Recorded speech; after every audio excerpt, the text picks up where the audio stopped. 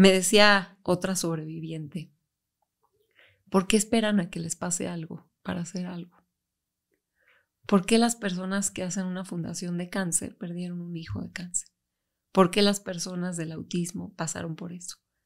Eso me abrió mucho los ojos. Decía, del sufrimiento ajeno puedes tener una vivencia que no necesites que te lo manden para crear conciencia. En sus palabras. Pero eso me abrió mucho los ojos y dije, yo quiero que eso sea el museo. Que simplemente sin experimentarlo en tu carne, puedas con el dolor te hace crecer, pero no tiene que ser el tuyo. Hola y bienvenidos a un nuevo episodio de Cracks Podcast. Yo soy Osotrava y entrevisto cada semana a las mentes más brillantes para dejarte algo único y práctico que puedas usar en tu vida diaria. No olvides suscribirte a mi canal para enterarte de todas las nuevas entrevistas.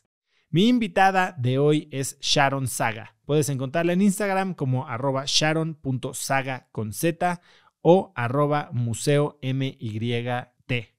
Sharon es fundadora y co-creadora del Museo Memoria y Tolerancia. Es editora del libro titulado El rostro de la verdad y productora del video documental Desafío al olvido. Sharon ha dictado conferencias sobre genocidio y tolerancia en diversos foros nacionales e internacionales y en 2016 recibió el Premio Nacional de Derechos Humanos Mención de Honor.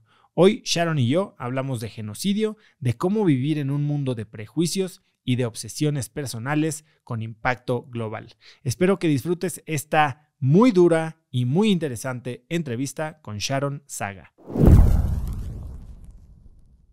Sharon, bienvenida a Cracks. Muchas gracias, Oso. Me siento muy feliz de estar aquí. Sharon, hay mucho que hablar y me gustaría empezar el programa escuchando la historia de tu abuela y su hermana.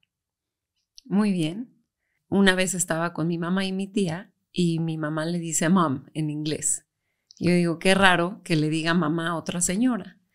Y le pregunté a mi mamá, ¿por qué le dices así? Y me dijo, tú dile así. Ella no pudo tener hijos.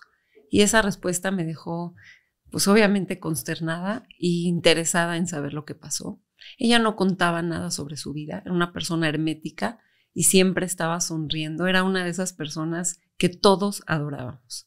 Literal adorable, ella y su esposo. Y yo tenía una conexión especial con ella y a mis 12 años le pedí que me cuente por qué no pudo tener hijos. Y ella en inglés, tampoco hablaba yo muy bien inglés, me decía, no es algo que me gusta hablar. Decía, pero cuéntamelo. Insistí y me contó. Y cuando empezó, abrió como una regadera su boca y no pudo detenerse. Su historia, la verdad, era exageradamente trágica, traumática para una niña de 12 años, pero ella no era trágica en ninguna de sus áreas. Aún contando eso, se le veía el dolor, pero se veía el cuidado que tenía hacia mí de decirme, eso ya pasó, la vida es para ser feliz. Entonces, tampoco es que me dejó un trauma. Es una historia profunda de una mujer que se casa y al mes vienen por ella los nazis. Y estaba en su cena de viernes y llegan los nazis, salgan de su casa y se despiden unos segundos de su recién marido y le dice, cuando termine esto nos vemos en la sinagoga donde nos casamos. A cada quien lo llevan a un destino. Ella salió en un vagón primero y llegó a Auschwitz. Ella era húngara checoslovaca y él salió en el segundo y fue a Dachau, Alemania. A él le fue mejor. Estamos hablando ya cuando faltaban 8 meses para la liberación. Gracias a eso sobrevivieron ambos. Fueron los últimos casi deportados. Cuando ella llega a Auschwitz, obviamente vive pues, uno de los campos más extremos de sobrevivencia, de dureza, y solamente me contó que faltaban 2 semanas para la liberación. Escuchaba ya los aviones y la eligen para hacerle un experimento médico, el mismísimo Joseph Mengele. Y consistía simplemente en golpearle la matriz. 1, 2, 3, escuchó los golpes hasta que se le desprendía la matriz, en eso consistía. Y cuando terminó, pues ya estaba ella desmayada, despertó y estuvo en el hospital de Auschwitz, que es curioso, ¿no? Que dentro de un campo de exterminio hubiera un hospital y la liberaron en los rusos. Todo el resto del campo fue evacuado en las marchas de la muerte y ella no podía caminar, se quedó ahí. Ellos juraban que esos 10,000 personas que liberaron eran los que iban a morir, que los alemanes no los iban a dejar ahí, pero no, esos fueron los que liberaron justamente a ellos. Estuvo 1 año en ese campo porque no se podía mover de la cama, se desangraba. No encontraba medicamento, los rusos tampoco eran los mejores libertadores en ese sentido. Mi abuela en México lee en una sinagoga el nombre Margit Wolf, y esa señora ella no se apellidaba así, no sabía que se casó, no tenía información de antes de la guerra, no sabía el nombre de casada de ella. Y dice dentro de sí, esa es mi hermana. Y manda en un sobre $50 por correo que le llegan a mi abuela, a mi tía abuela, y con eso soborna a un oficial para que le dé un medicamento que le salva la vida. Regresa a la sinagoga después de un año. ¿Tu abuela dónde estaba? En México. Y leyó en una lista del Joint de los sobrevivientes, vio ese nombre y dijo, esa mujer es mi hermana, sin saber qué era de ese apellido. Cuando ella regresa, cuando recibe el dinero, soborna a un oficial, se sana, se levanta de la cama, va a su lugar natal donde se quedó de ver con su esposo, pensando o que murió o que ya se casó con otra, porque no tiene ninguna noticia de ella en un año. Y cuando regresa, él sigue ahí, está vivo y soltero. Y son la pareja extraordinaria de amor que tú te puedas imaginar. Nunca tuvieron hijos por esa situación. A ella le ofrecían operarse en Estados Unidos y decidió primero ir a Israel a pelear por un estado. Dijo, no quiero traer a un bebé al mundo que vuelva a vivir lo que yo sufrí, necesitamos una patria. Peleó en la guerra y luego fue a Estados Unidos a operarse, lo cual ya fue tarde, pero nosotros fuimos su familia, sus hijos. ¡Qué historia! Y esto pasa cuando tienes 12 años. ¿Cómo vives los siguientes años antes de ese viaje que hiciste tú a Polonia? Mira, para mí fue increíble, más allá de su historia, la conexión que tuvo conmigo de contarla, porque constantemente me repetía, yo no hablo de esto, es mi primera vez, porque a una niña lejana de ella. Y eso a mí me transformó, más allá de su historia, esa manera de escuchar como todos tenemos algo dentro y sobre todo algo tan complejo como lo que ella había vivido, sí me impactó. Y lo que me cambió es que empecé a interesarme en el tema. Yo era una niña que era mala estudiante, irresponsable, mala para las tareas, mala para todo en la escuela, literalmente como en la lista negra de la irresponsable. Con este tema empecé a leer obsesivamente. Me gustaba ya la lectura, pero leía puras novelas entretenidas y aquí me metí a la historia. Todos los libros que podía encontrar del Holocausto, las materias, ya me empezó a interesar la historia. Me acuerdo que mis papás me regañaban de, ya tienes que apagar la luz, son las 2 de la mañana, se te van a acabar los ojos, es todo lo que me decían. Y sí, de ser esa niña irresponsable un poquito, antes de irme a ese viaje a Polonia, me hice la niña rara, nerd, que había leído 50 libros del tema antes de los 16 años y no correspondía a mi personalidad. Y en ese momento, ¿cuál crees que es el libro que más te marcó? Definitivamente Nunca Jamás. Es el libro de una sobreviviente francesa, estuvo en un convoy con 1000 mujeres y llegó a México siendo la única sobreviviente de ese convoy. Pero su historia es fascinante, primero, porque era la secretaria de los hombres de la SS, tenía información privilegiada, entendía cómo se manejaba los eufemismos de la muerte, todo ese complejo fábrica de muerte, pero sobre todo una mujer que al final de su libro dice, a nadie le interesa mi historia, no tengo un legado, no tengo hijos y no sé quién realmente va a llevar esto a las siguientes generaciones. Una mujer con el trauma de tener poca escucha. Cuéntame entonces, ¿qué es la Marcha de la Vida? Es un viaje que se organiza para que los jóvenes de todo el mundo vayan a los campos de exterminio, sobre todo en Polonia, y termina en el día en el que recorres la Marcha de la Vida, que sustituye a la Marcha de la Muerte. Las personas que eran seleccionadas en Auschwitz, el día que llegaban, iban a caminar desnudos varios kilómetros, 3 kilómetros aproximadamente, hacia el campo de exterminio, que era el mismo que Auschwitz. Auschwitz son 3 campos de concentración, de exterminio y de trabajo. Y ese mismo trayecto lo hace uno en silencio, recordando las personas que lo hicieron en la Marcha de la Muerte. Es un viaje que se hace de joven. Yo hoy pienso que me hubiera quizá gustado hacerlo más grande. no tienes la madurez o la capacidad de estar frente a una fábrica de muerte. Es algo complejo, muy difícil de digerir, a ninguna edad, la verdad. Es un lugar con una energía terrible. ¿Cómo lo viviste? Bueno, muy afectada, en realidad. Para mí, me sentía orgullosa de poder hacerlo. Me costó trabajo poder llegar. Estábamos en medio de una guerra, la guerra del Golfo, y había muchas dudas de todos los padres de dejarnos ir, pero realmente lo viví con toda la profundidad de mi ser. No, todo el mundo decía, ella se transformó aquí. No es que no pudiera sonreír, pero estaba completamente en un estado de reflexión. Me golpeó el alma estar ahí. Y me impulsó. Yo antes de ir, desde que estaba leyendo, decía que yo me quería dedicar a aprender más, a enseñar esto. Y cuando regresé, ahí dije, justo en la escuela es una ceremonia, yo voy a hacer un museo. Tenía clarísimo a los 16 años que me iba a dedicar a eso. Y está grabado. Y desde ese momento tenía esa convicción que yo quería hacer algo para que esta historia no quede enterrada. Cuéntame este episodio en el que durante este viaje guardabas tierra. Mira, casi nunca he contado eso, solo lo hice en una conferencia. De repente entramos hice una prueba psicológica para ir al viaje. Todos lo tienen que hacer. Y resulta que ¿Cómo es esta prueba? No tengo idea, más bien no me acuerdo, pero es de esas pruebas que te hacen dibujar un árbol y bastantes preguntas si puedes lidiar con la muerte. Es un viaje impactante y tienes 16 años. A todos éramos 1,000 personas las que viajábamos, no éramos pocas, y 6,000 del mundo. Y resulta que la única en México la reprueba la prueba psicológica fui yo. Se acaba de morir una tía muy joven de 50 años y las personas recomendaron que yo no era apta para ir al viaje. Y uno de mis maestros fue el que abogó por mí. Dijo, esta niña merece ir, está muy interesada. Y convenció a mis papás y dijo, yo me voy a hacer cargo de ella, voy a estar de cerca. Y había una psicóloga que nos acompañaba.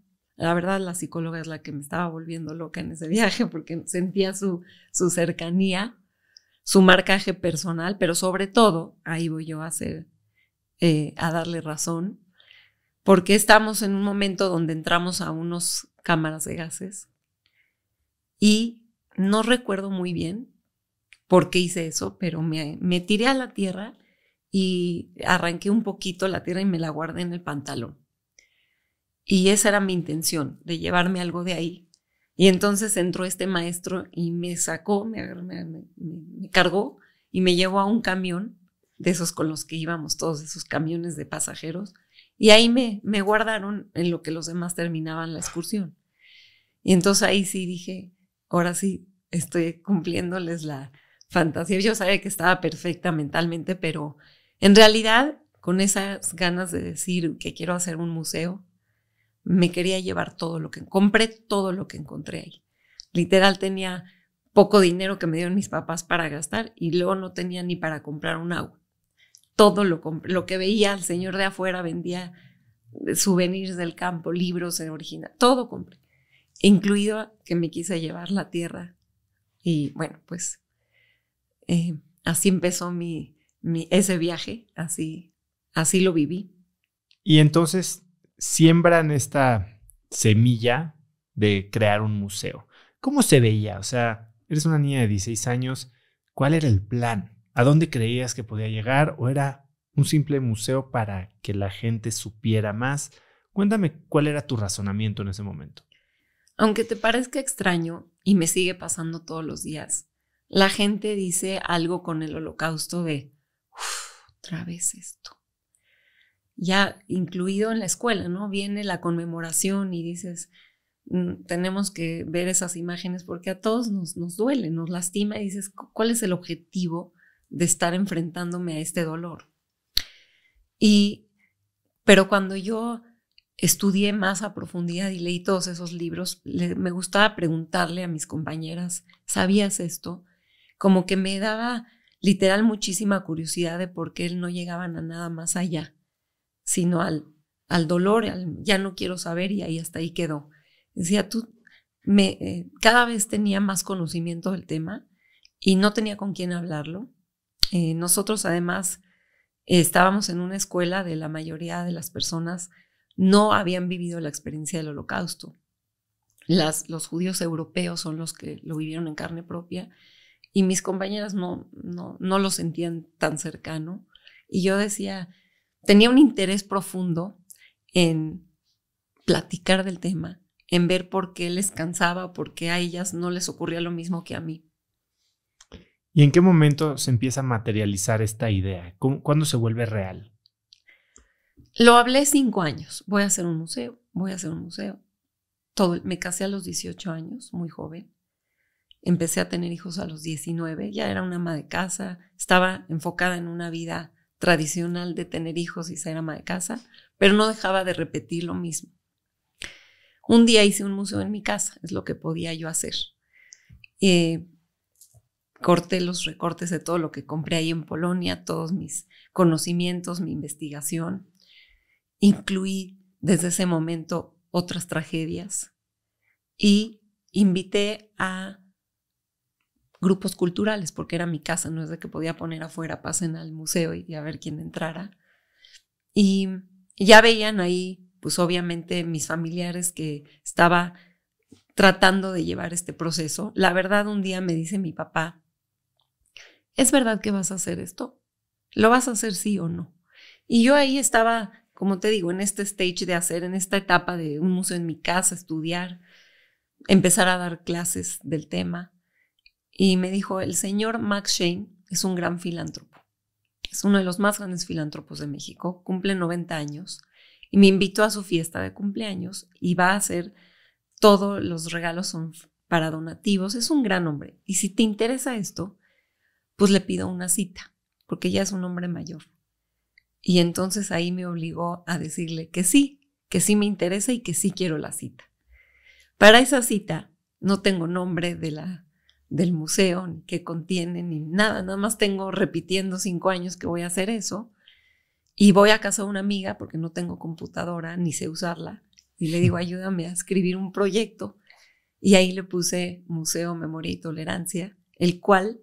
Ese nombre lo platiqué con ese maestro que me protegió. Le hablé, le dije, dame clases. Me dio clases 2 años en las tardes. Era un experto del tema. Y le dije, necesito hacer mi museo. ¿Cómo le ponemos? Y en una servilleta, Memoria y Tolerancia fue el ganador. Y ahí escribí en esa hoja que hoy tengo un proyecto para presentárselo al señor.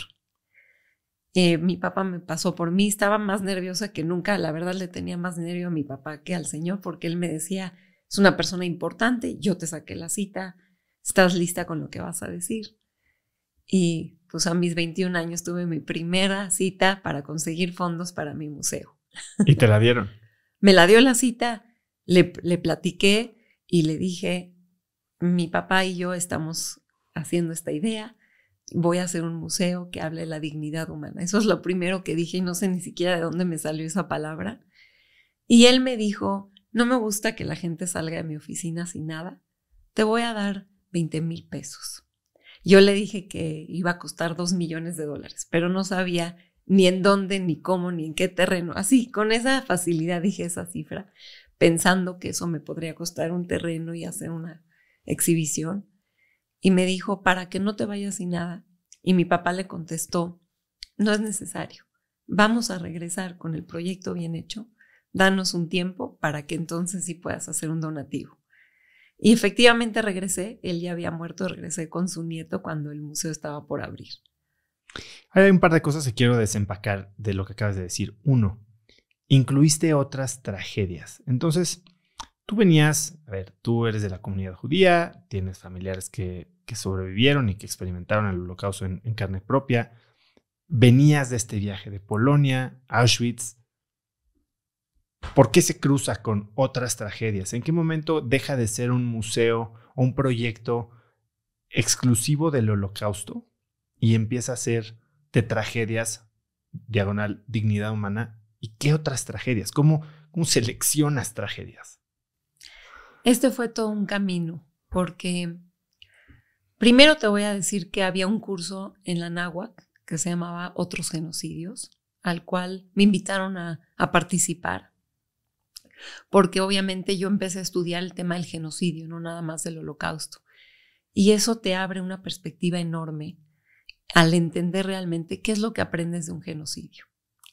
La capacidad destructiva que tenemos los seres humanos. Un evento histórico no representa nada. Puede ser un evento aislado.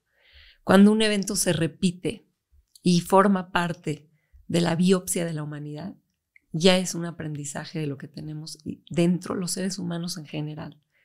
Hay muchos casos de genocidio, particularmente reconocidos 7.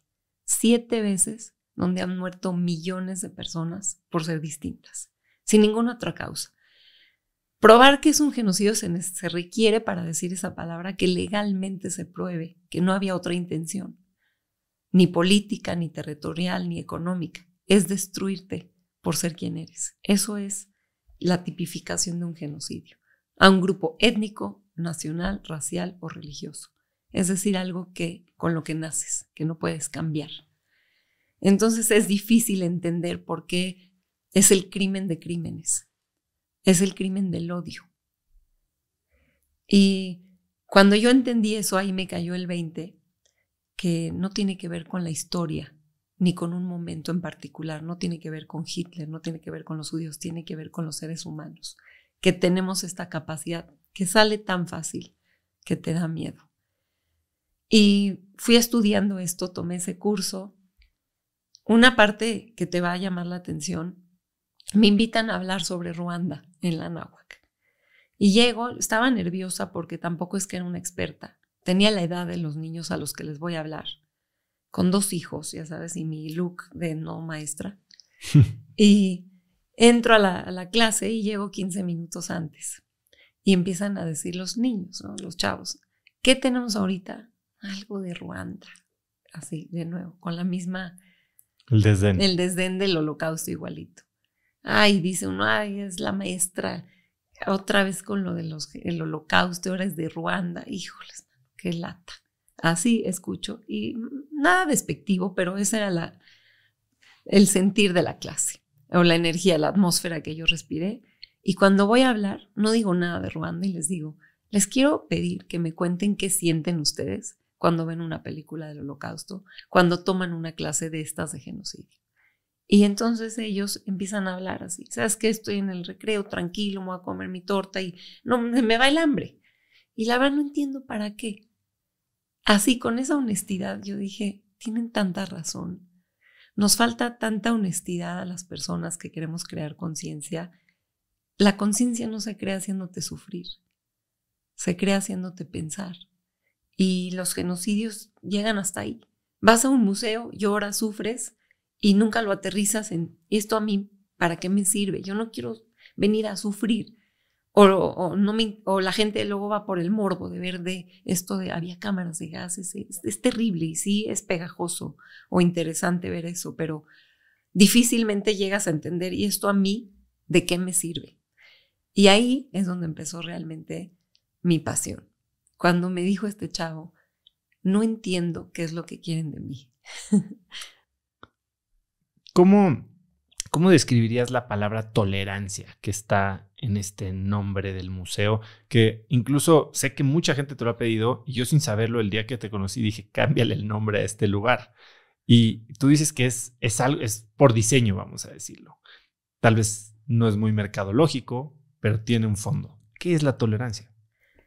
El nombre del museo es el peor nombre. Así lo es. Hicimos muchas pruebas y todos los mercadólogos nos decían, no funciona ese nombre.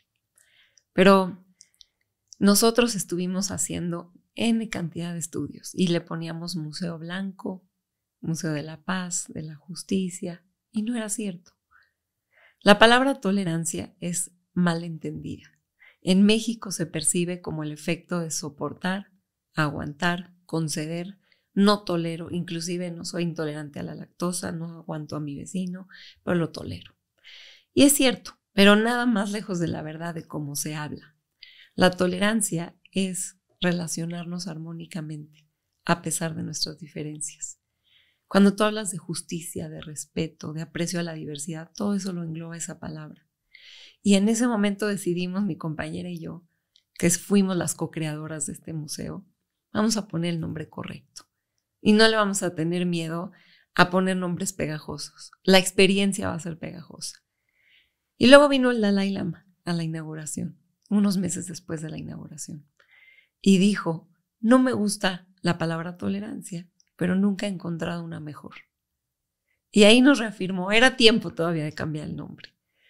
Nos reafirmó que había que luchar por dignificar la palabra tolerancia y hacer que millones de gentes que pasen por el museo digan, soy tolerante porque respeto, aprecio la diferencia. Quiero echarme un poco para atrás y quiero que me cuentes de Mili. ¿Cómo la conociste? ¿Por qué han hecho tan buena mancuerna? Mira, la conocí en mi conferencia de mi museíto en mi casa. Venían grupos culturales y yo no sabía quiénes eran. Entonces pensé que ella era parte de uno de esos grupos, pero ella estaba buscando, ella fue justamente al mismo viaje 10 años después que yo y regresó con las ganas de ser guía en Auschwitz, que todavía estaba peor que yo. Nunca me atrevería yo ni siquiera a regresar. Se sentó en ese grupo, se acercó al final y me dijo, yo quiero trabajar contigo. Estuve preguntando cómo hacer esto y alguien me dijo, ya hay otra niña que lo está haciendo, búscala. Y cayó que estaba, creo que en una terapia y una persona le dijo, yo voy a ir ahorita a su casa, ella tiene ahí un museo y ven conmigo. Y así llegó. Fue la única persona que me dio la mano, así, y me dijo, yo soy voluntaria, yo puedo todos los días, 24/7, si quieres renuncio a mi carrera. Estoy estudiando relaciones internacionales, pero si crees que no me va a dar tiempo a hacer las cosas, dejo de ir. Ese era su nivel de compromiso. Y las demás que conocía me decían, puedo los miércoles, así, ¿no? Y ella inmediatamente me dijo, estoy aquí mañana, ¿a qué horas me presento? Así como Mili te dijo que dejaba todo para el museo, ¿hubo alguien que te tratara de disuadir en el proyecto? Sí hubo, más que una persona que me diga no, era la realidad, el principio de realidad que pues no sabíamos por dónde empezar y que la gente no por mala onda, pero nos decía, ustedes son 2 niñas, están teniendo un sueño irreal, la palabra tolerancia está mal, no sé qué tontería van a hacer. La verdad, mi mamá constantemente me decía, ¿qué problema te estás metiendo, hija? ¿En qué problema? Estás juntando dinero, lo estás invirtiendo ya en el museo. ¿Y qué pasa si no lo acabas de juntar? Yo el primer donativo lo metí y nunca es que dijimos vamos a terminar de recaudar el fondo y luego empezar el museo. Y hubo muchos momentos, inclusive en una reunión me desmayé, así pass out y tuvieron que revivirme porque dijeron que faltaban muchos millones de dólares para terminar y que hubo un error, obviamente, como siempre pasa en las obras. Y dije, no hay manera que lo pueda juntar, porque faltaba todavía 3 millones de dólares del presupuesto original y en esa reunión me dijeron que faltaban otros 4 y me desmayé, porque ahí oí la voz de mi mamá diciéndome, vas a dejar todos los donativos enterrados en una obra y la gente te va a voltear a ver en la cara y te va a decir, ¿qué hiciste con mi donativo y no lograste? Y en vez de hacer algo virtuoso, te estás poniendo en peligro. Así me dijo y tenía razón, pero por alguna razón, no me lo vas a creer, pero no tenía duda. No tenía miedo. No tenía duda que este museo iba a pasar. Yo me sentía como una planadora que lo que viniera, inclusive Mili me volteaba a mí a ver así, me decía, cuando había obstáculos enormes, de veras, muchos momentos difíciles, la obra se clausuró porque hubo bastantes momentos difíciles. Imagínate, 10 años de obstáculos y me volteaba a ver y yo por alguna razón decía, no hay problema, no pasa nada, esto no es nada. Así siempre, con una certeza absoluta de que este lugar va a existir. Eras una niña, ¿no? Y en esta, digamos, primera reunión que tuviste de fondeo, ibas acompañada de tu papá y hasta lo acabas de decir, no, estamos haciendo este proyecto, metiste las canas. Pero después se volvió tu proyecto y el de Mili, que era tal vez todavía más chica que tú, ¿no? ¿Cómo superaste este obstáculo de la edad para levantar tanto dinero para un proyecto que tal vez no mucha gente quería que pasara? nadie entendía el proyecto. Cuando yo iba con la gente de la comunidad me decía, pues no es un museo, no es de la comunidad, no es del Holocausto, pues porque podía acudir a gente que le llamara a hacer un museo del Holocausto.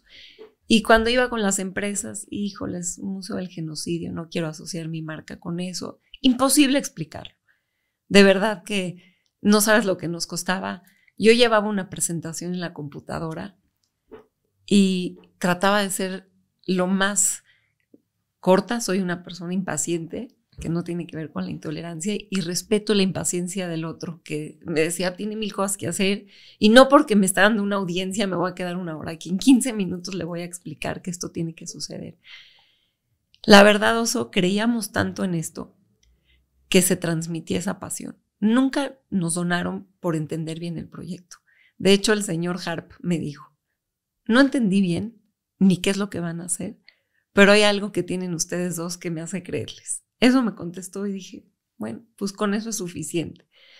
Cuando abrimos el museo, lo invitamos muchos años a que vaya y no iba, con todo y que nos dio una aportación importante. Y el día que fue, dijo, nunca supe que iba a ser este museo. Estoy de verdad extasiado de haber donado para este proyecto. Me encantó, pero lo que más les puedo decir es que no entendí qué es lo que iban ustedes a hacer. ¿Cómo le hacías para llegar a toda esta gente? Mira, sí soy una persona muy perseverante. Tengo esa característica que empujo, pregunto. Siempre tengo el plan. La verdad no hay B, A, B, C, D, E. Y voy detrás de una meta. Me decían, tienes que ver al señor Harp. Yo no conocía a mucha gente, no soy una persona social, pero si estaba en una boda y alguien ahí me decía, ese es amigo de su hijo, me iba a sentar junto a él. Y yo no soy buena para sacar plática ni decir, ay, qué bonita boda. Pero si era por este objetivo, me salía todo. Inclusive para bailar junto a él y decir, oye, ¿qué crees? Fíjate que estoy haciendo así. Si eso era lo que tenía que hacer, eso tenía que hacer. O llamarle 1000 veces a una persona. Literal, cuando digo 1000 veces es que todo el mundo dice, fui 1000 veces. Decenas de llamadas. Y a todas las personas que mi papá me ayudó mucho, la gente lo respetaba, lo atendía y le pedía mucho ayuda. Ayúdame a que esta persona me vea. Y ya que estaba yo ahí, me sentía satisfecha, aunque me dijera que no. Lo único que pedía era que me escuchara.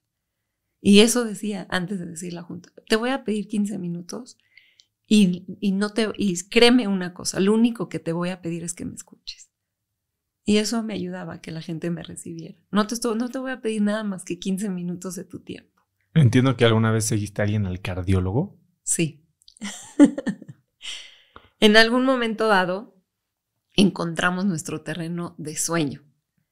De ahí empiezo a pedir a gente. Antes de conocer a Mili, fui a ver al ingeniero Serur, que era el constructor, un famoso constructor, y le digo, oiga, ingeniero, ¿qué le parece si yo logro hacer esto, usted lo construye? Y entonces me decía que sí, también porque decía, pues vamos a ver cuando tengas el dinero para hacer lo que tú estás hablando. Sí, cómo no. Y para mí era importante porque ya escribía constructor, tal persona. Y así fui a ver a muchísima gente que le decía nada más, ¿qué te parece si tú eres el tesorero? Aunque no tengo ni $1 ahorita. Y así empecé a crear un equipo de personas que tenían renombre. Fui a ver a los arquitectos que estuvieron conmigo en el viaje de la Marcha de la Vida, que son los Arditi. Y le dije, si llegara yo a poder hacer un museo, ¿tú serías el arquitecto? Sí, y así ya tenía constructor, arquitecto, de un sueño en el aire. Realmente estábamos buscando una propiedad, un terreno ideal para poder empezar a que el sueño ya tuviera un lugar. Cuando fui a ver a él, le decía, ¿quién es el grupo? ¿Quién es el patronato? Mi papá y yo. ¿Dónde va a ser? Ahorita es en mi casa. Entonces no tenía nada y me di cuenta que necesitaba tener algo más que mi pasión y mis ideas. Y resulta que encontramos un terreno en la Condesa, increíble, que era una casa antigua, que atrás tenía un frontón y que Arditi me dice, aquí podemos hacer todo un edificio, este es el lugar. Y entonces llevaba 1 año buscando al señor Marcos Katz, 1 año más o menos de hablar todos los días. La verdad, su secretaria me conocía la voz y me decía, el señor Katz no recibe personas que no conoce. Y yo le decía, pero yo sí lo conozco, me han hablado de él, dígale. No. Mi papá le habla, le pide la cita, nos recibe y el señor nos dice que se le retrasó el vuelo y que no va a llegar, después de un año. Mili se lo encuentra en una tienda y se le acerca y le dice, yo soy la que lo he buscado, que era yo. Y le dice él, ay, discúlpame, qué pena. Claro que sí, las recibo el lunes. Y llego a su oficina y ve a Mili y le digo, yo soy la persona que le estaba hablando un año, queremos hacer esta idea. Estábamos haciendo un libro también, le platicamos del libro, nos apoyó. Y en ese momento le caímos bien, le interesó nuestra pasión por el Holocausto. Él era sobreviviente y era uno de los pocos sobrevivientes que tenía la capacidad de ser tan filántropo que lo era famoso por ser un buen donador. Entonces nos decían, si quieren empezar, tienen que empezar con él. Y le digo, en ese momento, vamos a invitarlo a una casa, que por cierto la querían muchos compradores, pero los dueños de esa casa nos decían, les doy una semana más antes de cerrar el otro trato. ¿Podría usted ir mañana? Y dice él, con mucho gusto. Voy y veo la casa. Entra a la casa, le enseñamos el proyecto, no tenía un buen proyecto, pero se queda 10, 12 minutos. Otra de las voluntarias era la mesera para que desayune, así, todo. Se veía todo medio, digámoslo así, austero. Y dice, ya me tengo que ir al cardiólogo. Yo les aviso. Y sentí que se iba la única posibilidad de poder comprar esa casa. Y vi que no le gustó. No sé qué es lo que no le gustó. Y le digo, ¿le molesta si yo lo acompaño? Y él, evidentemente, sí le molestó. Pero no importa. Pero dijo, con mucho gusto, pues si gustas. Y se sienta adelante y yo atrás. Iba hablando por teléfono todo el camino. Y era mi oportunidad de decirle, colgó un momento y me dice, mira, yo no creo en los museos del Holocausto. Soy sobreviviente. Y mi historia nunca ha hecho que alguien cambie sus ideas. Al contrario, me ven con recelo. ¿Y por qué les hicieron eso? ¿Qué hicieron ustedes? Entonces no creo en eso. No te voy a apoyar para eso. Entiendo su posición. Me bajo, entra el cardiólogo y sigo esperándolo. Y cuando sale se tarda 1 hora. Le digo, deme 15 minutos. Pensé lo que usted me dijo. Y yo le quiero responder. Me dijo, ya me voy a Nueva York, pero está bien, vamos a platicar 15 minutos. Y de veras, con toda la inspiración de mi alma, le digo que este no es un museo del Holocausto, que es un museo del genocidio, que va a hablar sobre Ruanda. Yo ya en ese momento había estudiado mucho de todos los temas, pero en 15 minutos, y le dije llorando.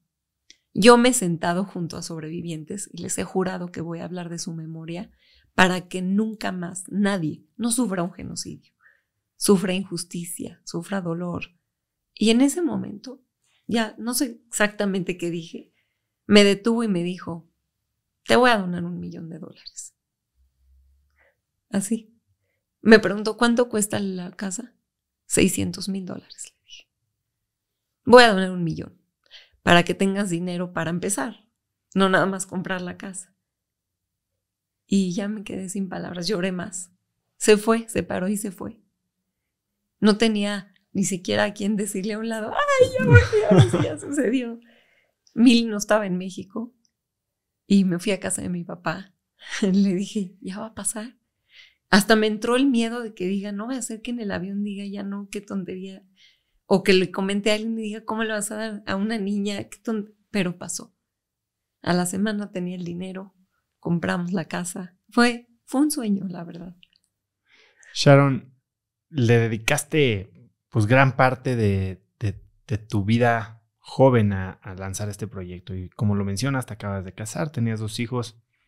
¿Cómo jugó eso con tu vida personal?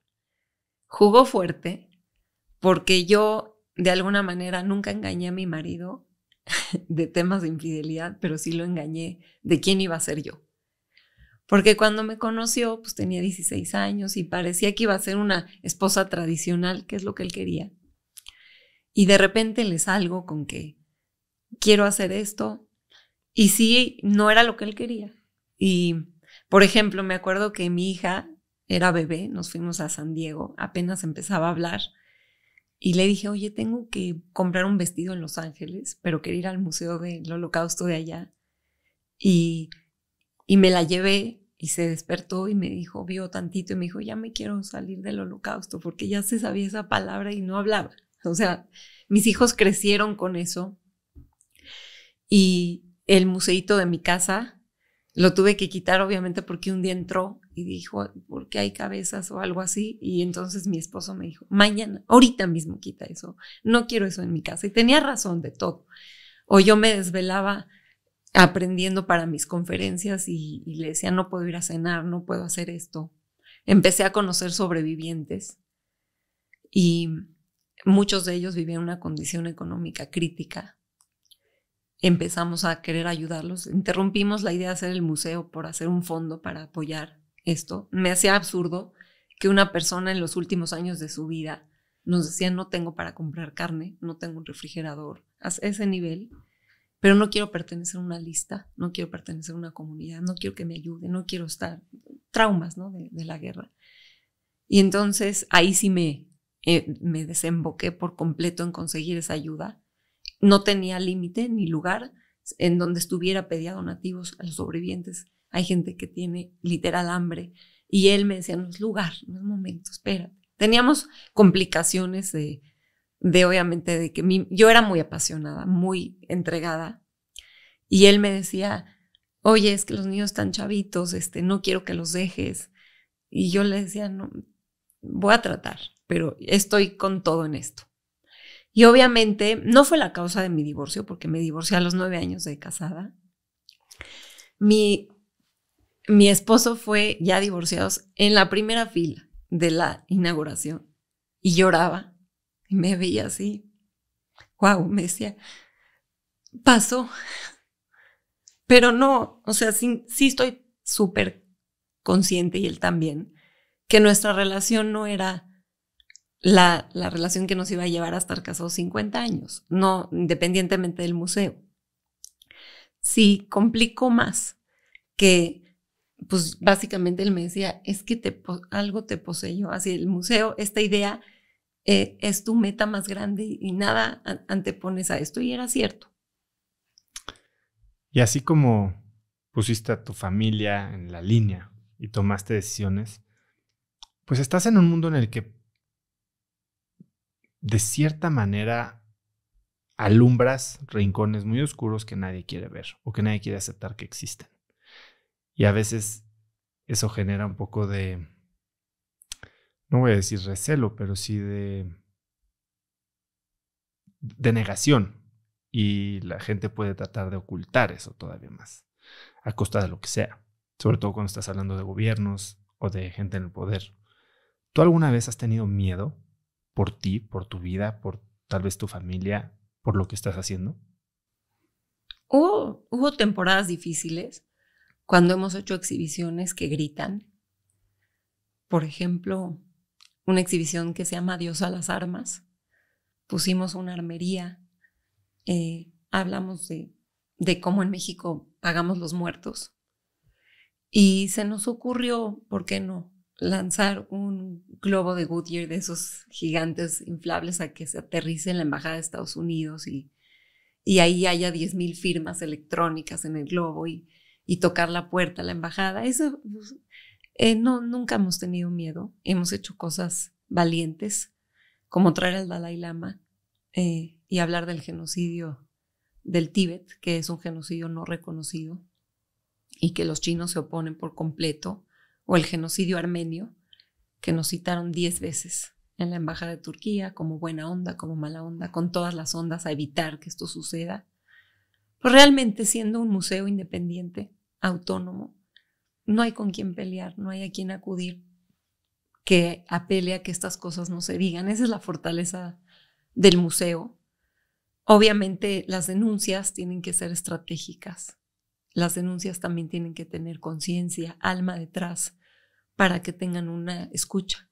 No se trata de gritar, se trata de realmente con esta inteligencia y estrategia alzar la voz.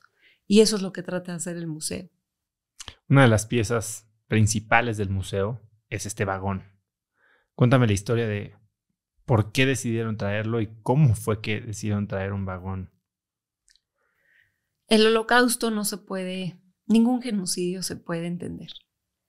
Simón Kleiman era un sobreviviente mexicano, una de las personas más sabias que ha tenido este país. Y decía, aquel que no entró ahí jamás podrá entrar, ni siquiera en la imaginación. Y los que estuvimos ahí jamás podremos salir.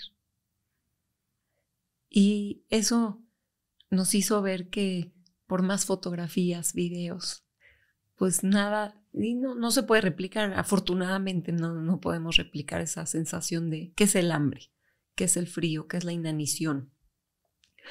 Pero un vagón tiene energía, es un objeto, la representación de la humillación.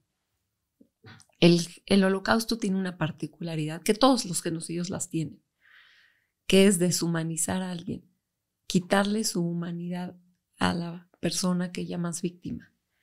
Y empieza en el vagón. Sacarte de tu casa y llevarte en un vagón de ganado días, sin comida, sin donde poder hacer tus necesidades fisiológicas, sin aire o con frío, todos a 100 personas. Eso es empezar a quitar. Todos dicen, desde ahí empezamos a dejar de ser personas. Escribí Auschwitz, me recomendó el director del Museo de Washington. Escribe, pide. Y escribía cartas, la verdad, 8 años. Básicamente mandaba la misma, pero no dejaba de mandarla, o la cambiaba o les inventaba cosas también, porque me pedían que garantice que iban a haber 1,000 personas diarias. Y yo, ¿cómo garantizo eso? Entonces decía, una escuela importantísima que se llama UNAM hizo un acuerdo con nosotros y ellos nos van a enviar 1,000 personas, que sí hice el acuerdo, pero no decía que nos van a enviar 1,000 alumnos diarios. Y decían, eso no es suficiente. Demuestra que su edificio, y mi edificio en la Condesa no le cabía ni un vagón, mucho menos de 9 toneladas. Y ahí empezamos a buscar otro terreno para poderles decir que ya tenemos un terreno nuevo en donde vamos a poder hacer y ponerlo. Nos cambiamos 3 veces de terreno. El proyecto fue subiendo de presupuesto con todo y que nadie nos cobraba. Ni el arquitecto, o sea, toda la gente que se sumó fue pro bono, todos. Y resulta que después de 8 años escriben, cuando ya tengo el otro terreno, cuando ya hice un acuerdo con la Secretaría, que van a autorizar el gobierno enviarnos un vagón. Imagínate cuando nos llega esa noticia. ¿Y cuál es el concepto de tener el vagón ahí? Porque yo estuve dentro del vagón, se siente muy impresionante esto que nos platicas del frío y de la gente cuando estás ahí, cuando te metes, cuando ves el tamaño del techo, cuando entiendes cómo puede haber hecho un frío brutal. Yo creo en la energía de las cosas. Soy una creyente en la energía de la gente, de los objetos, y eso era traer la energía de un objeto emblemático que representa ese trayecto al exterminio. Has investigado el genocidio en muchos países y no solo genocidio, sino que también hablas de discriminación, ¿no? Y en el museo juega un rol importante la discriminación religiosa, de género. ¿Qué has aprendido? Y hablaste hace un momento un poco de esto, todos tenemos un poder destructivo, ¿no? Pero ¿qué has aprendido de los humanos a lo largo de tantos años de estudiar tragedia y de estudiar tal vez el peor lado que puede tener la raza humana? Es una pregunta muy interesante porque nunca me deprimió estudiar el genocidio. La gente me decía, es una energía muy oscura en donde ustedes se están metiendo y tantos cursos y tanta información, ¿no les hace daño? No, nunca la verdad me amargó ni me agrietó mi estado de ánimo, ni mi fe en la humanidad, por 2 razones. La primera, tengo la fortuna más grande de conocer sobrevivientes de todos los genocidios, con la tragedia más grande a cuesta. Porque Si una madre pierde a un bebé de leucemia, no entiende y su sufrimiento es enorme, por ejemplo. Pero nadie le arrancó esa vida o ese derecho porque su hijo nació distinto. Es otro dolor lo que estas personas generan en su ser. Y a la vez, cuando hablas con ellos, me decía un sobreviviente de Ruanda, no tengo tiempo que perder yo. No tengo ni un segundo para perder porque ya perdí todo. Y escucharlo y sonriendo. No te puedo decir que todos los sobrevivientes son así. Conozco y vivimos casos muy de cerca, exageradamente tristes. Las personas se ven muy bien. Había una señora guapísima, preciosa, parecía modelo, una sobreviviente. Y cuando fuimos a su casa, todo el techo estaba lleno de hoyos de escoba. Y entonces le preguntamos a la persona que la cuidaba y dice, cada vez que oye pasos, va por la escoba y pega, porque está loca, dijo. Y no sabía que no estaba loca, sino que a ella se estaba escondida y las botas, cuando entraron a su casa, la encontraron a ella y a toda su familia. Y esas huellas no se ven, no se le veían a ella en la calle, tan preciosa, tan bien arreglada. Y bueno, esa fortuna de ver la palabra resiliencia, la encontré en los ojos, en la vivencia, en la cara de tantas personas, que dices, qué fortuna, qué suerte tengo en la vida de no haber pasado por eso. Me decía otra sobreviviente, ¿por qué esperan a que les pase algo para hacer algo? ¿Por qué las personas que hacen una fundación de cáncer perdieron un hijo de cáncer? ¿Por qué las personas del autismo pasaron por eso? Eso me abrió mucho los ojos. Decía, del sufrimiento ajeno puedes tener una vivencia que no necesites que te lo manden para crear conciencia. En sus palabras. Pero eso me abrió mucho los ojos y dije, yo quiero que eso sea el museo. Que simplemente sin experimentarlo en tu carne, puedas con el dolor te hace crecer, pero no tiene que ser el tuyo. Has tenido grandes visitas, ¿no? Hablabas ya del Dalai Lama. ¿Qué otras visitas, qué otras experiencias has tenido con gente de alto perfil o gente de todos los días que te hagan sentir o ver de primera mano el impacto que el museo está teniendo en la sociedad? Tengo un momento muy particular que me hizo sentir que valió la pena.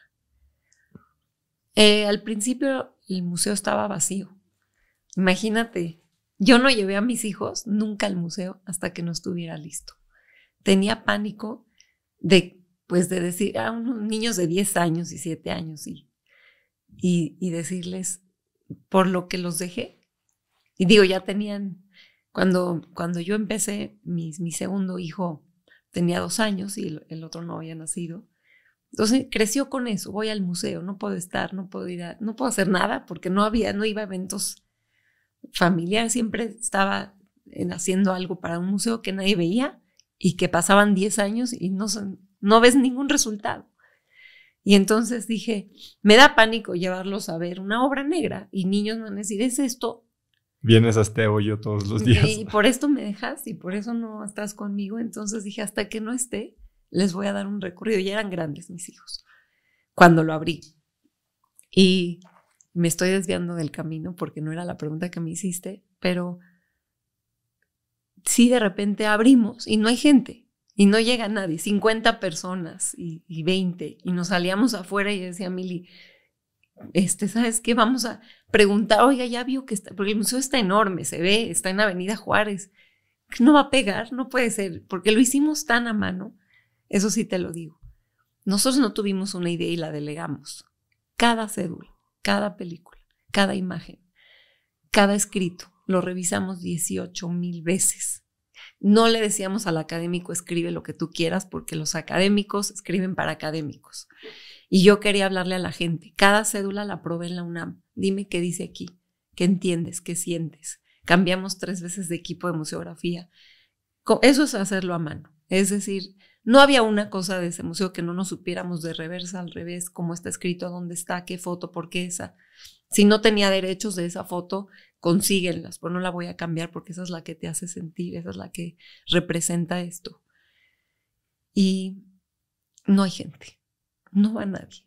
Y no tenía ese miedo, decía, nada más van a entrar, va a pasar, pero sí era espeluznante ver a los 17 guías ahí y no tienen a quién guiar y todo el problema de ver un museo tan grande vacío.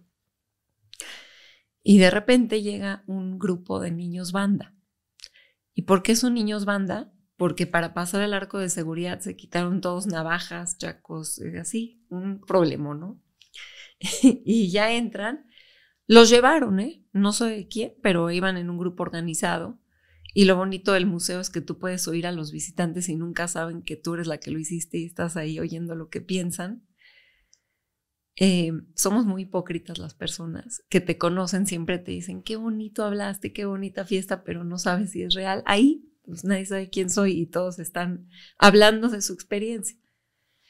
Y bueno, el maestro que los lleva los sienta al final ahí en la Plaza Juárez y dice uno de ellos que era el líder, estaban respondiendo todo mal, ¿no? Oye, ¿qué es lo que más les movió del museo? O sea, el elevador y burlándose, aparentemente no les entró nada. Pero en un segundo, este cuate dice, yo estoy bien enojado. Estaba, porque no me gusta donde nací, no me gustan los padres que me tocó. En sus palabras, con groserías, con su forma de hablar, pero se le veía un enojo tremendo de su situación. Y dice, soy libre. Soy libre. Le hizo dar su respuesta, la forma en la que lo dijo, dije yo, valió la pena. No dijo más, no dijo voy a cambiar, no voy a ejercer violencia, no dijo nada, dijo soy libre. Y para mí eso significó, ese fue el momento que dije, ya valió la pena lo vivido y lo realizado. Incluso también han visitado el museo descendientes de los nazis. ¿Cómo se vive esa experiencia? Mira, es increíble porque un mes antes vino el sobreviviente más bueno para hablar, que más te motivaba del mundo, de Ruanda, hablando del perdón. Y nos dio una plática a los, digamos, invitamos alumnos, invitamos donantes, y dijo, ¿qué es el perdón? ¿Quién lo otorga? Si yo no perdonaba, me moría. El mejor amigo de mi padre lo mató y lo veía libre en Ruanda. Y estoy hablándote de un hombre de 27 años. Y me hice alcohólico.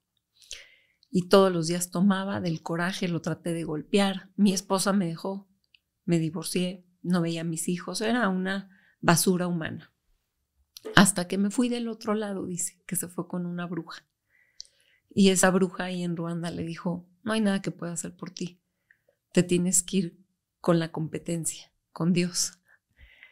Y dice que fue a un lago, se metió, salió, y que esa voz, ese Dios le dijo, perdona. Y fue a hablar con el asesino y le dijo, te perdono. Imagínate lo que le costó, lo dijo real. ¿Quién puede hablar de ese perdón? ¿Quién entiende lo que es perdonar a ese nivel? Y de repente yo a todo mundo le contaba que el perdón, que no sé cuánto, y me viene la vida a poner una prueba tremenda porque me marcan del lobby que está la nieta sobrina de Himmler. Y así se presenta. Así. Yo sabía que estaba en México porque estuvo dando conferencias, pero no sabía que iba a ir al museo. Y me habían comentado que valdría la pena llevar y yo decía, pues, ¿por qué? Si ella quiere ir, pues que vaya, pero así invitarla, no, pues no me parecía. Y digo yo, pues que pague su boleto y que entre, que quieren que yo haga. Y no aguanto la curiosidad. Y digo, bueno, no, sí voy a bajar a verla, pero no le voy a dar el recorrido.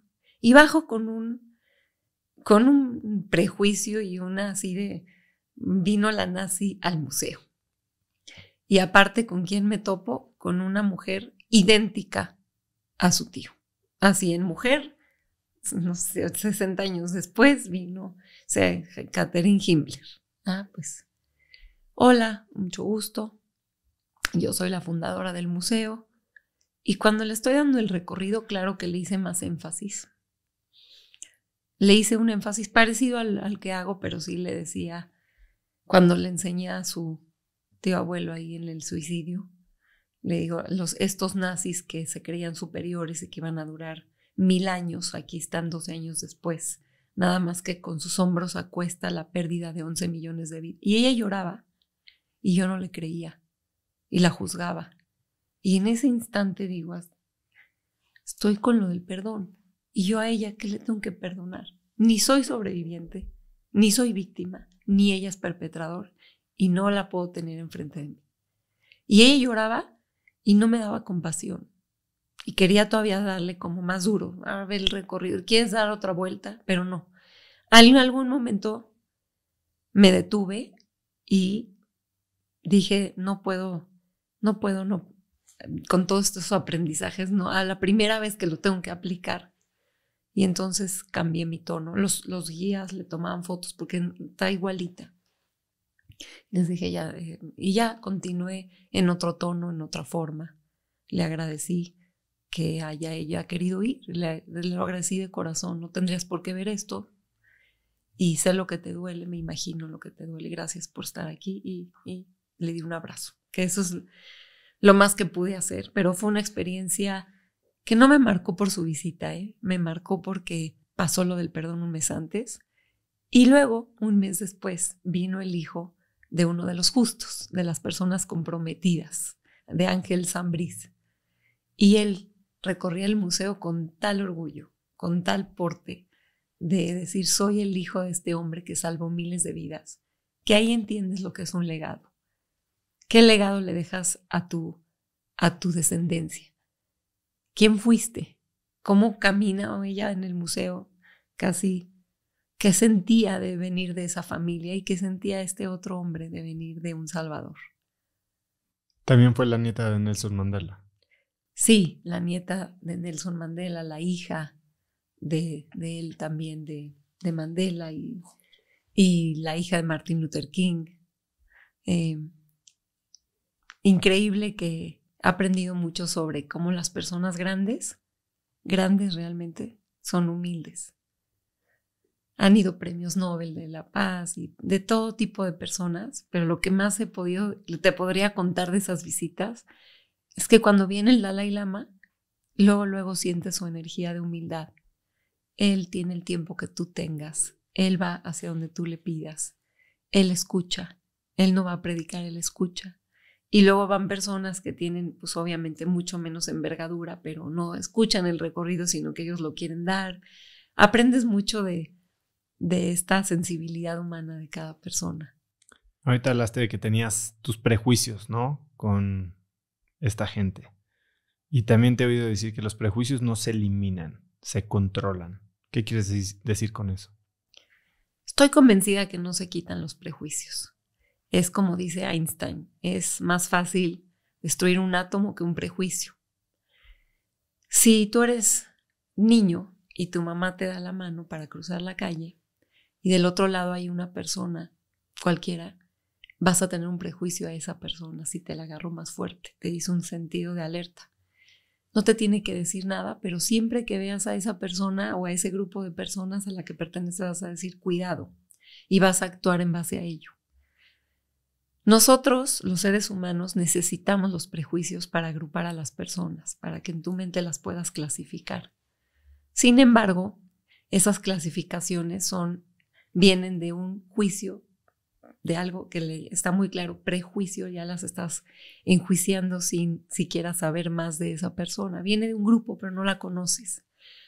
Y vivimos en base a prejuicios. Y yo no le tengo miedo a los prejuicios, los reconozco. Eso es lo que pedimos en el museo. Conócete. Si conoces tus prejuicios, nunca vas a discriminar. Te vas a cuidar de tus prejuicios. Hay un test que hacemos a las empresas, sobre todo a los colaboradores de empresas.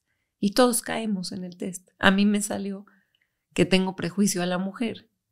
Y eso que lo hicimos en colaboración con grandes universidades internacionales y dije, se equivocar, no sirve el test. No sirve. Yo le tengo un prejuicio a la mujer. Yo soy mujer, hice el museo con mujeres. Pues sí, ya que revisé por dentro el test, porque no es tan fácil, hay una de las preguntas que dice, ¿operarías a tu familiar con un neurocirujano o un neurocirujano? Y escogí que alguien le va a abrir la cabeza a mi papá, pues tiene que ser hombre. Pero dermatóloga no tenía problema. Y no me di cuenta, la verdad lo hice de una forma inconsciente, pero son esos prejuicios que acabas tomando ya como acciones, decisiones, cuando vas a contratar a alguien, cuando vas a meter a tus hijos en una escuela, cuando todo ese tipo de cosas ya son acciones que se llaman discriminación. ¿Y cómo controlamos nuestros prejuicios? ¿Qué podemos hacer en el día a día para mantenerlos en check, por decirlo así? Tienes derecho a pensar lo que quieras. Puedes decir, a mí y eso cuando digo los argentinos, chinos, judíos, católicos, libaneses, el grupo que se te ocurra del mundo, piensa lo que tú quieras. Pero cuando vas a actuar, ahí no tienes el derecho de actuar como tú quieras. Tienes que actuar basado en que esa persona tiene derechos y que es igual a ti en dignidad y en derechos. No quiero dar una clase de derechos humanos o de historia, pero es simple. Es cuando tú piensas, soy una persona consciente, soy una persona tolerante, respeto a los demás. ¿Qué significa eso? Porque cuánta gente no se defiende, yo entre ellas, ¿no? Yo de prejuicio ve nada más, pero pisamos la dignidad del otro constantemente. Tenemos esa capacidad de justificarnos. La justificación es la más fácil de encontrar. Ve lo que hizo, ve qué tipo de persona, ve nada más cómo habló, ve cómo me interrumpió toda la junta. Lo que quieras. Las justificaciones de menor a mayor son las que nos convencen de que tenemos derecho de pisar la dignidad del otro. Quien te conoce dice que eres muy ocurrente, muy sarcástica, muy humorista, ¿no? Humorística. Hace rato dijiste que no te afecta estar tan cerca de tanta tragedia. Y veo algo muy similar, por ejemplo, con Saskia Niño de Rivera, que tiene Reinserta y pues está muy cerca de cosas muy duras, ¿no? Que yo no sé si yo podría mantenerme cuerdo y en paz y funcional al estar tan cerca de esto. Tú tienes una historia también en tu visita a los campos de concentración en los que te regañaron por hacer chistes. Cuéntame esa historia y después dime, ¿qué piensas del humor como mecanismo de defensa contra todo esto? Que tal vez viene a medio ocultar nuestros prejuicios, pero los hace más evidentes. Mira, te respondo algo que estoy segura y que descubrí en mi vida. Mili me invitaba al Hospital La Raza. Ella iba todos los martes. Su madre murió de cáncer y ella quería hacer algo por los niños con cáncer. Y le decía, no hay manera, yo no puedo ir ahí. Me duele, no puedo. Años me estuvo diciendo hasta que fui. Y entendí por qué no puedo ir y por qué nos duele. Porque cuando te vas a enfrentar a algo tan duro como eso y no vas a hacer nada, te va a doler en el alma. Cuando empiezas a hacer algo por lo que te duele, deja de doler. Cuando tú ves películas, ¿qué te duele? Dime a ti, ¿qué te duele? Lo tengo muy claro. Las películas en las que separan a un papá de sus hijos me destruyen. Eso te duele por algo. Por algo a ti eso te duele más que a otras personas les duele los perros, el medio ambiente. Eso que te duele, si en el momento que tú dijeras, ¿sabes qué? Voy a encontrar la forma de ayudar o de hacer algo en relación a eso. Voy a encontrar una organización que reúne padres que perdieron a sus hijos o que los separaron por migrantes. En el momento que empiezas a hacer algo, te lo digo real porque lo he vivido, desaparece el dolor. La gente que es activista, que está ahí, no vive con dolor. Los que les duele son los que van un día y dicen, ay, estos están locos, ¿cómo pueden estar en contacto con esto? Si entras a la cárcel un día, como le pasa a Saskia, y te vas a tu casa, no vas a dormir varios días. Pero si vas constantemente. Platicas con la persona, le das una palabra de aliento. Si vas al hospital La Raza cada martes, se te va a quitar, no te va a doler, porque vas a hacer algo por ese dolor. El dolor duele cuando te quedas mudo, cuando te quedas de testigo. En cambio, te puedo decir que creo que en parte por eso no me duele.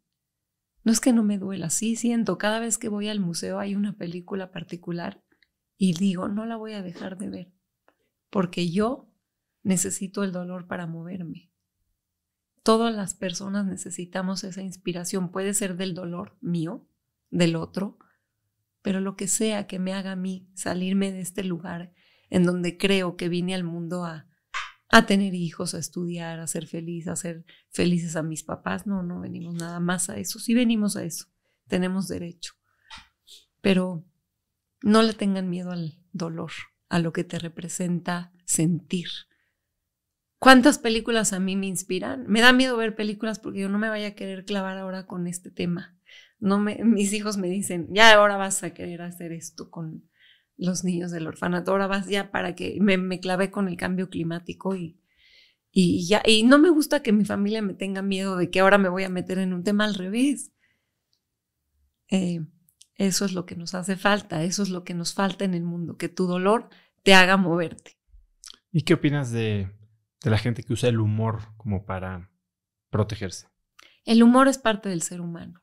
Es una característica de todos. En los campos no te imaginas cuántos chistes había.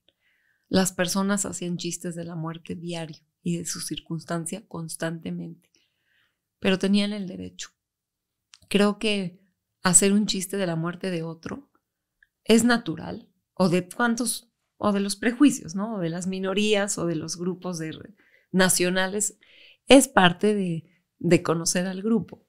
¿No? Y es chistoso y yo lo he hecho y no me considero que por eso sería una persona que realmente no soy empática o tolerante, pero la verdad hay de bromas a bromas. Hay lugares, hay momentos, hay bromas que sí son malintencionadas, comentarios que lastiman la dignidad de la persona. Eso ya no es broma, eso no es de risa y somos muy buenos para identificar eso. En eso no hay confusión. Cuando una persona te dice de veras, eso está mal, es que no sabe, pero cuando sabemos que está mal, sabemos que está mal. Cuéntame un poco más de este fondo para sobrevivientes.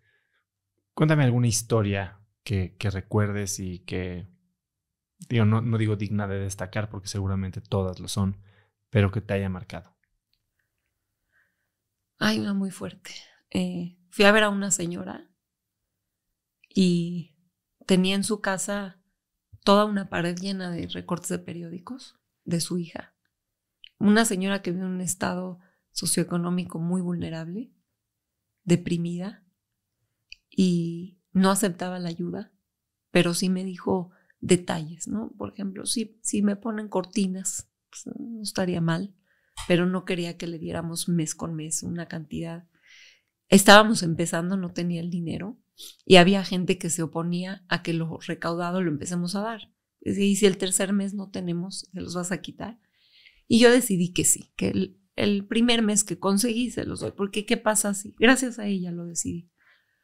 Porque la fuimos a ver y vi esos recortes y dijo que estaba en el gueto de Varsovia y los nazis hicieron una fiesta para niños. Y ella con miedo y sospecha no dejó ir a su hija. Y los niños regresaron con una pera y con otra cosa.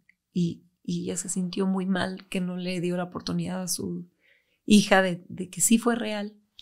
A la siguiente fiesta que hubo, dejó ir a su hija y nunca la volvió a ver. Era para que la redada fuera más fácil. Y sobrevivió y ella juraba que su hija estaba viva. Y gastó todo el dinero que algún día pudo ingresar en su vida, lo publicó en el New York Times, en el Paris, en todos los periódicos del mundo, mes con mes, la foto de su hija. Está en el museo esa foto. Pero nunca la encontró. Y por esa razón también era una mujer de muy bajos recursos, porque seguía a esa edad invirtiendo todo en que su hija estaba viva. Entonces le dije, yo la voy a ayudar, no en encontrar a su hija, en que ella viva mejor. Y cuando regresé ya había muerto. No llegué. Entonces ahí dije, ¿sabes qué? No hay tiempo que perder para nada, ni para hacer el museo, ni para... Por eso a lo mejor soy tan impaciente, soy muy... Toda mi vida es de... Se puede hacer hoy, ¿no? ¿Por qué mañana? ¿Por qué no lo escribimos ahorita? ¿Por qué no ahorita? Así vivo. Sharon, hoy, ¿cómo se financia el museo? El museo es uno, antes de la pandemia, de los museos más sustentables del mundo. Los museos no son sustentables, siempre pierden dinero. Y el nuestro, ese es un orgullo muy importante que tengo y que lo quiero decir porque cobramos, somos sin fines de lucro, obviamente, y el boleto, pues la verdad es muy accesible en precio y lo hemos mantenido así porque no queremos que a un padre de familia le represente una dificultad pagar para que su hijo pueda aprender.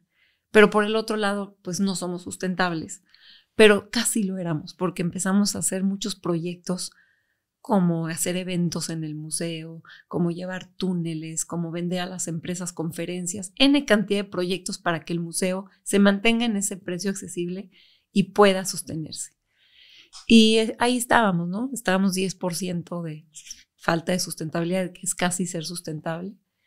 Y se financia con donativos, se financia con proyectos diversos que el museo genera de aprendizaje, de extramuros, de todo. No te imaginas, hemos hecho 40 exhibiciones temporales. Cada vez que haces una es como hacer un museo nuevo y luego la ves quitarse y venir otro tema y duele. Cada vez que la despegas de la pared dices, este tema debería tener un museo en cada estado, en cada lugar, no debería de irse, pero tiene que venir otro tema. Y bueno, creo que este es un lugar que se mantiene gracias a que la gente que va lo quiere compartir. Es el primer museo en México al que la gente más regresa. Y eso es algo que de veras me hace feliz. 1 de cada 3 regresa porque va a vivir esa experiencia y va a querer compartirla con alguien más. Así como dices que lo quieren compartir, este museo se ha replicado en Brasil, en Perú, en Guatemala, y hace poco tuviste un visitante que te dijo que lo quiere llevar a España. Sí, mira, yo cuando empecé este museo, pues fui a otros y les decía, oye, me gusta esta exhibición, ¿por qué no me la regalas para que yo la replique? Porque sé que todos vivimos en la misma misión. Si tu misión es fomentar la tolerancia y la mía también, pues seamos todos, ¿no? Amigos. Y me decían, pues es mío, no te lo puedo regalar. Había quienes sí, hay muchos museos que realmente se dedican a compartir su información. Y ahí yo dije, cuando el museo exista, a quien venga, le vamos a compartir todos los contenidos, regalárselos los contenidos.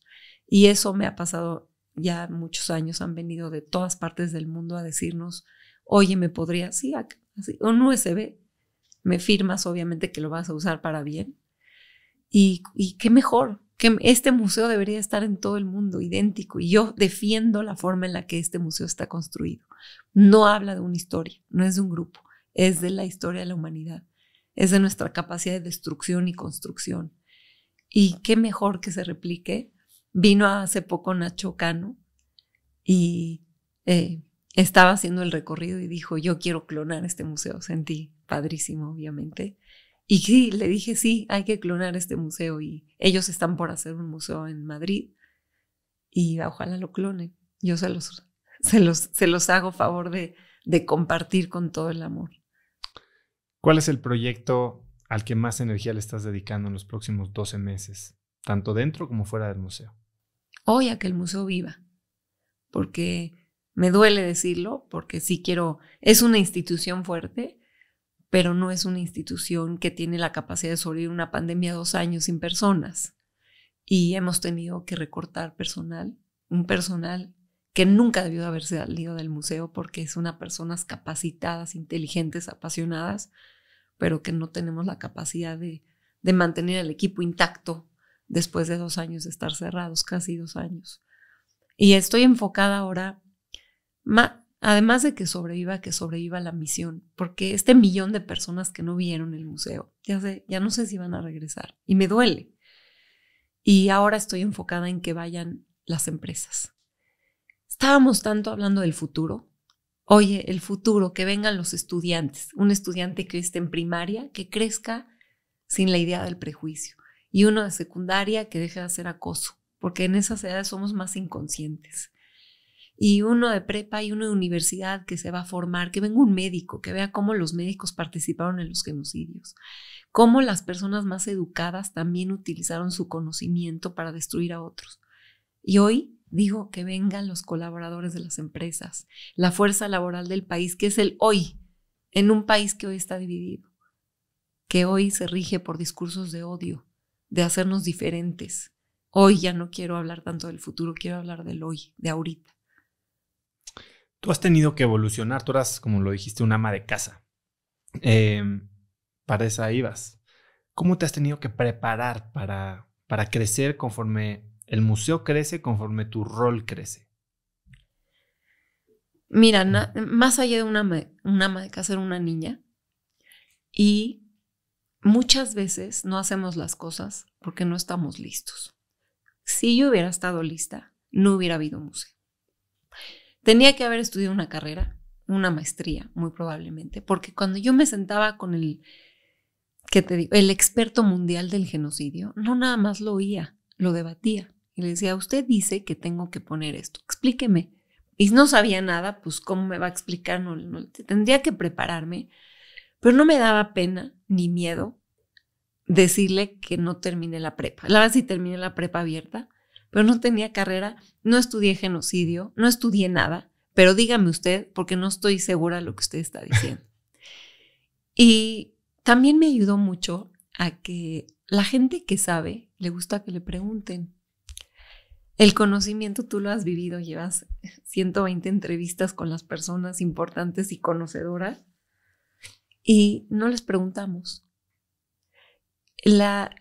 Todo el conocimiento está al alcance de hacer una pregunta, de rodearte de personas que saben. Yo fui a ver a 100 personajes, y les digo personajes porque esos son personajes de sabiduría, de cultura. Dígame, Monsiváis, ¿qué es la tolerancia? ¿Qué sala debo de poner? Dígame, Homero Aridgis. A todos los fui a ver, y ellos no son difíciles de ver, como los empresarios. Ellos sí te reciben. Cuénteme, ¿qué opina de esto? ¿Qué opina del otro? Y con eso escribíamos y con eso fuimos construyendo el museo, no porque no se tiene que saber de todo, se tiene que tener ganas de aprender y preguntar. Y pues sí, obviamente había desdén. Fuimos alguna vez a un curso de genocidio y todas las personas tienen el pelo blanco, 70 años, no combinábamos ni nuestra forma de hablar, ni de vestir, ni de ser. Y sí nos decían, no le voy a prestar a ella mis objetos originales. Pero fuimos rompiendo el prejuicio. Sí, fuimos rompiendo así como me ve, me va a prestar sus objetos originales y su investigación. Y sí, es pasión la que se contagia.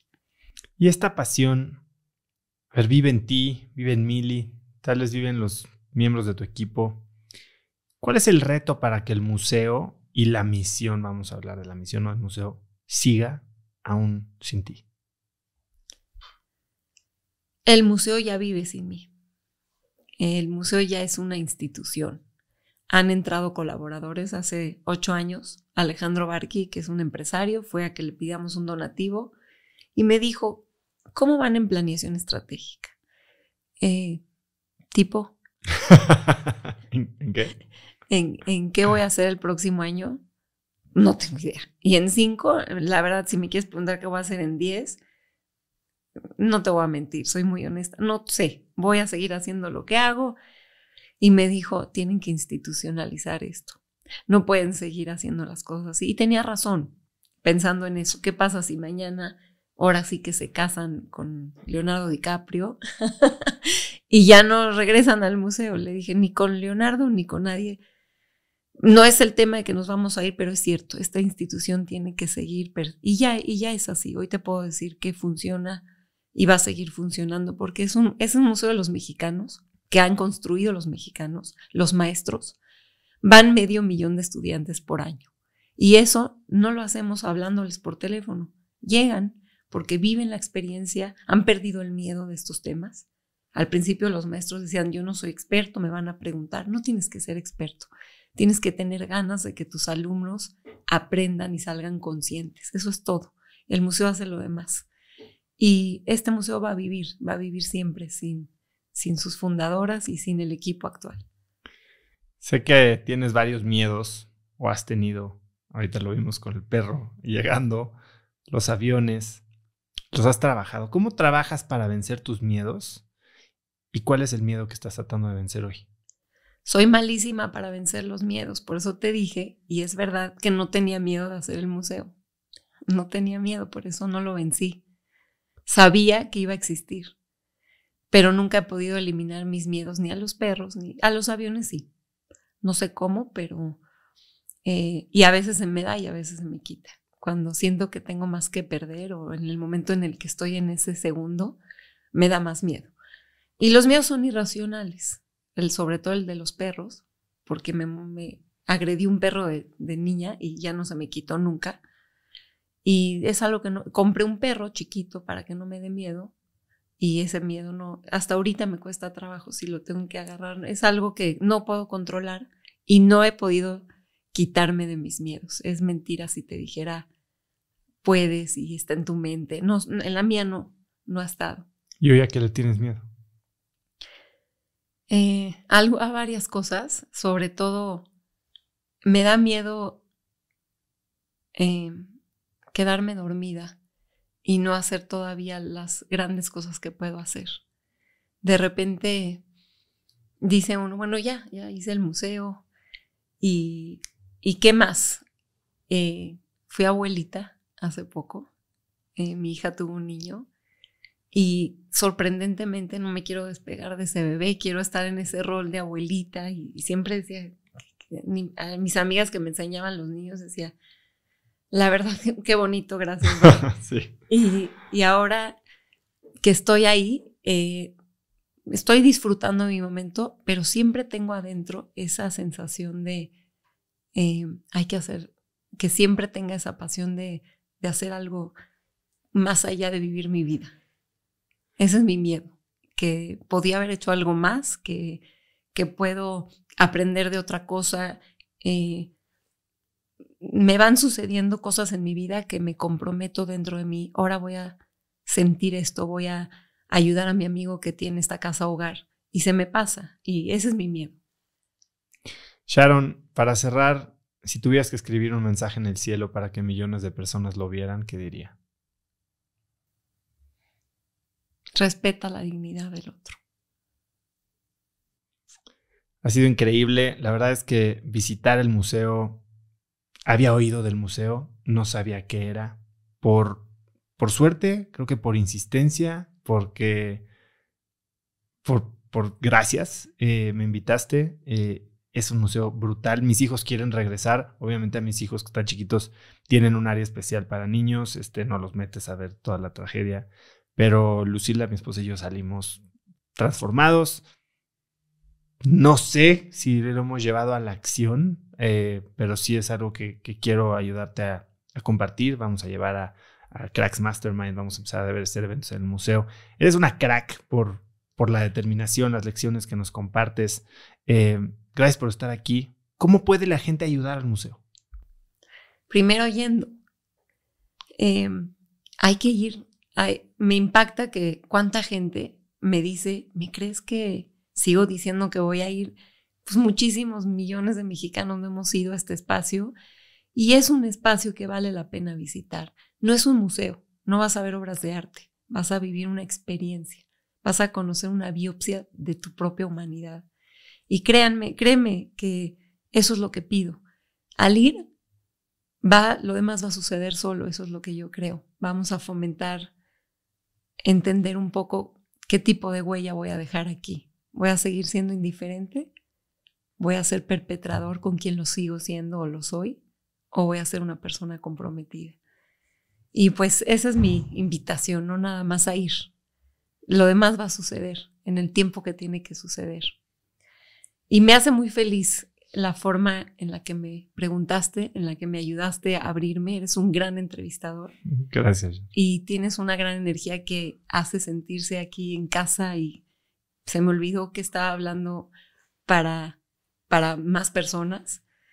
Y gracias por ayudarme a que esta misión sea de todos. Para mí es un privilegio. ¿Dónde puede conseguir? ¿Dónde te puede contactar la gente, buscarte, preguntarte, seguirte? Soy mala en redes sociales, pero el museo es muy bueno. Tenemos 1 millón de seguidores y realmente trabajamos a que sea un espacio de aprender, de estar enterado y de ayudarte a ser más consciente de todos los eventos que suceden y no sabemos. ¿Cuáles son las redes del museo? ¿Te las sabes? Sí, claro, es Memoria y Tolerancia, myt.org.mx, esa es nuestra página web, y lo mismo en Facebook. Pues Sharon, ¿algo más que quieras agregar? Gracias por escucharme, por hacerme sentir que hoy valió la pena. Hoy valió la pena. Muchas gracias, Sharon. La emoción con la que Sharon habla es contagiosa y espero que te mueva a ti a tomar acción. Si te gustó el episodio, compártelo con alguien usando el link cracks.la/160. También sigue Cracks Podcast en Spotify o suscríbete en YouTube o iTunes y califícanos ahí con 5 estrellas para que más gente nos encuentre.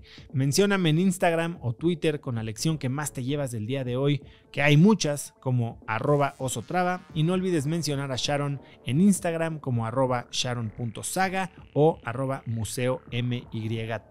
Puedes encontrar links a todo lo que hablamos el día de hoy en cracks.la/160. Y antes de irte, quiero que recuerdes que mi libro Haz lo que importa ya está disponible en Amazon y en hazloqueimporta.com, y en él enseño el método DMS de productividad y diseño de vida que a mí me ha cambiado la vida. Y segundo, no olvides registrarte para recibir mi newsletter Viernes de Cracks, que es un correo muy corto que mando todos los viernes, es gratis, con 5 tips, artículos, libros o gadgets o frases o cosas que encuentro en internet y que creo que te pueden ayudar a tener una vida más productiva o al menos empezar una conversación interesante este fin de semana. Para recibirlo, ve a cracks.la/viernes, regístrate, es gratis y pronto voy a estar en tu inbox. Eso es todo por hoy. Yo soy Osotrava y espero que tengas una semana de cracks.